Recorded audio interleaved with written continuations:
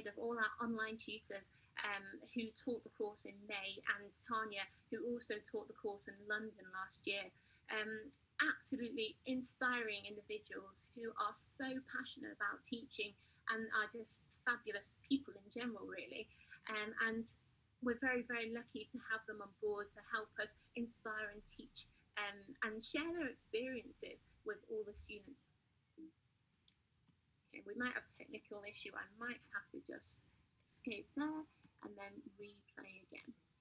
So, why would you like to go on to this course? Before, when I was applying for medicine, I found it, I've been on quite a few courses, and I found them interesting. They showed me quite a lot, but it wasn't really interactive. And that was one of the things why I wanted to make this course taught by medical students, because the courses I went to were all taught by doctors, and it was just sat in a lecture theatre listening to people telling me about medicine, which was really interesting, but I felt there was something lacking.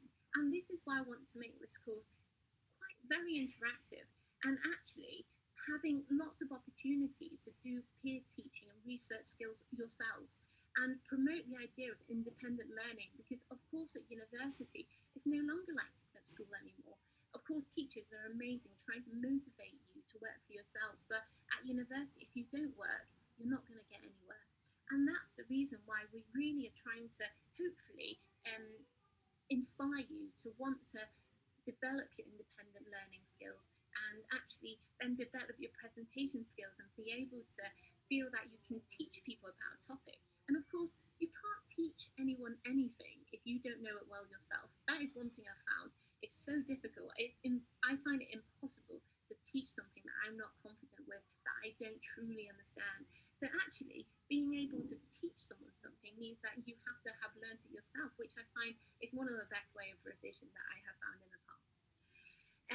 We keep this into a small course teaching as previously the point of making this interactive. In order to make it successfully interactive, we keep it into small groups. So we aim to keep it into small numbers, so then each student can actually interact with them, each other, and also the tutors themselves. We also then talk about the admission exams, and this will be quite specific to the United Kingdom, so the UCAT and BMAT test. And also we will help you to write your own personal statement, to teach you how to enhance your own personal statement and how to make yourself stand out, and also go through some interview skills with you. And the next stage, after being a successful applicant, then you can then hopefully have the skills to be able to apply to your interviews. We also want to make biology interesting.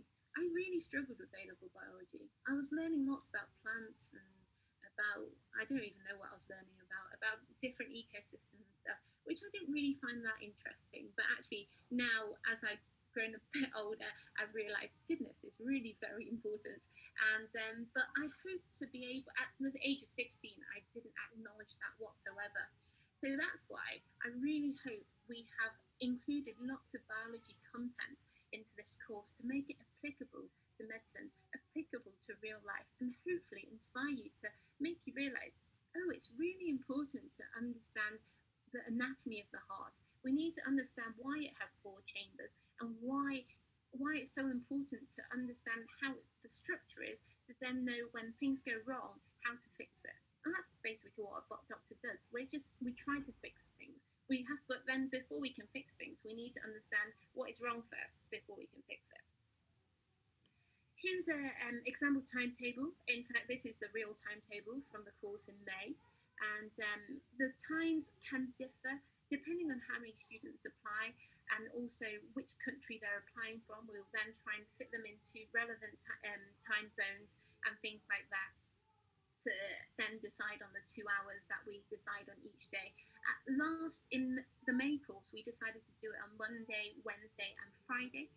And sometimes then I was the guest speaker talking about COVID-19 on one of the Tuesdays, but that was just a consensus with all the students to fit around them.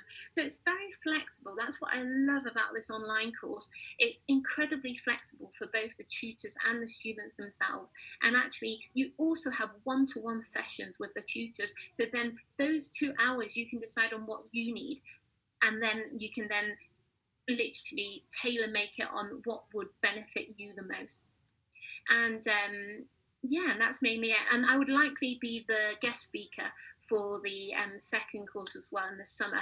I decided to do it on COVID-19 because recently I published two papers on COVID-19 and how the impact is on urological practice. And I'm quite a keen, I've been involved with quite a lot of research recently and have 4 papers just published recently, not all on COVID, but I would like to share my experience with my research skills with you all too.